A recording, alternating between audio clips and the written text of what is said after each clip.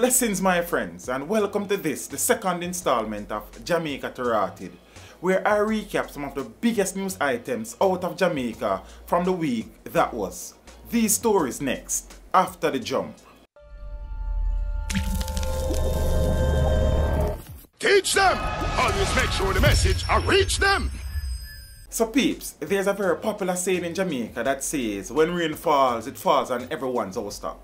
Now we're seeing a situation where, hot on the heels of the murder of Eastern Portland Member of Parliament, Dr. Lynvale Bloomfied, the latest member of the political arena who would have lost their life to the current scourge of crime gripping this nation is former People's National Party councillor for the White Horses Division in St. Thomas, Madge Morris. Miss Morris, who resides in the Albion community of Yallas, was found dead on Sunday morning, February the 10th. When about 6:30 a.m., residents would have heard explosions coming from the direction of her house, and the police were summoned. Upon the arrival of the police, they would have discovered Miss Morris's body in a pool of blood lying in her kitchen. It was later observed that she was suffering from multiple gunshot wounds. She was rushed to the hospital where she was pronounced dead. So the murder of the 67-year-old comes hot on the heels of the murder of sitting Member of Parliament for Eastern Portland, Dr. Lynvale Bloomfied, who was found dead at his Pastor Gardens home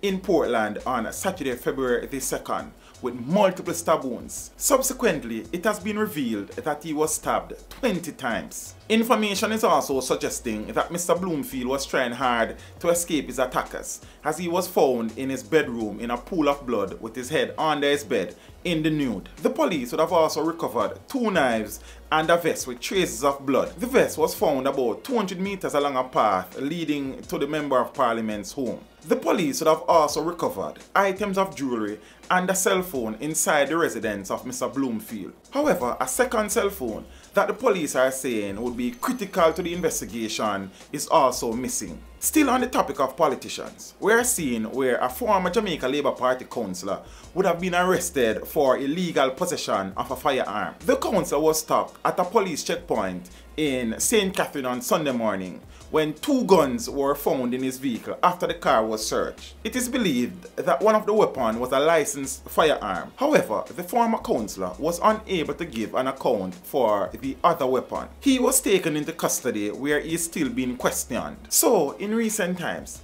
there has been at least 2 very high-profile incidents involving the abduction of babies. One would have occurred at the Cornwall Regional Hospital in St. James and the other at the Victoria Jubilee Hospital in Kingston. In both instances, the persons responsible for the abduction would have been held by the police. The most recent case involved a newborn who was abducted from the Victoria Jubilee Hospital less than 12 hours after he was born. The police would have made a major breakthrough in that investigation when a woman turned up at the Registrar General's Department in Twickenham Park, Spanish Town to register the child. Discrepancies in documents submitted by the lady as she attempted to register the child arose the suspicion of members at the RGD, and the police were called. The woman was detained and the child placed in the custody of the Family Care and Protection Services. A DNA test was conducted and the results came back positively identifying the child as the infant that was stolen at the Victoria Jubilee Hospital. The police are also theorizing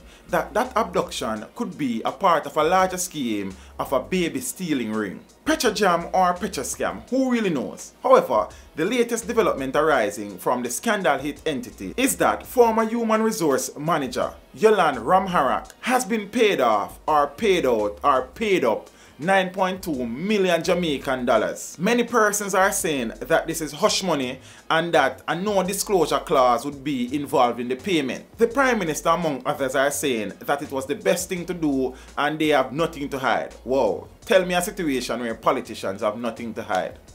So peeps, as an educator, I have first-hand knowledge of the type of students who are now attending schools. So much so that we are seeing an incident that would have occurred at the Aberdeen High School in St. Elizabeth, where a number of students from the school population would have orchestrated and led a 2-day protest against the institution, using trees and tires and other debris to block the entrance of the institution. Why, you may ask? Because they were told that they should wear their uniforms to sports day as the gear that that the institution wanted them to wear did not arrive on time. So instead of these children understanding the situation and probably not even go to the sports day, they decided to create an uproar and demonstrated. The situation would have been sent to the school board, and discussions are currently underway as to whether or not those children should remain as a part of the institution or they should be expelled. Now, one of the biggest stories coming out of the country over the past couple of days is a situation that would have occurred in Spalding, Clarendon,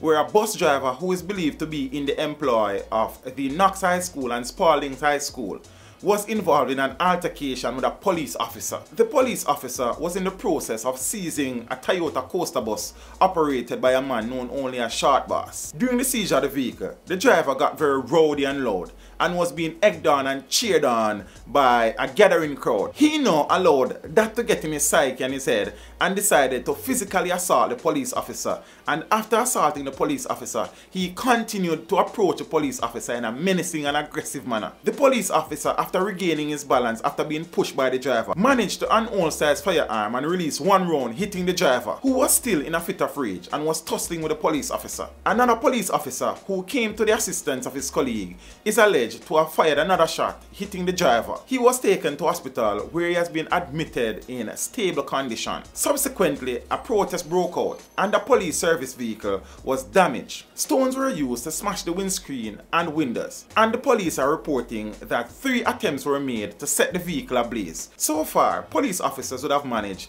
to arrest 1 person in relation to the damage to the police vehicle. The police officers who were involved have also been pulled from frontline duties.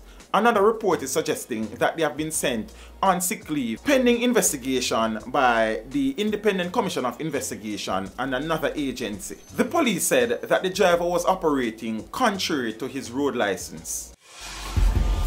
Teach them! Hey, yo, hello! Send the message and make it reach them. It's teach them. Right here, Warlord representing. Thank you for watching. Please leave a comment below. Remember to like and share the video. Don't forget to subscribe for more awesome content. Follow me on social media and check out the suggested videos on screen. This is Teach saying, until next time, walk good, my friends.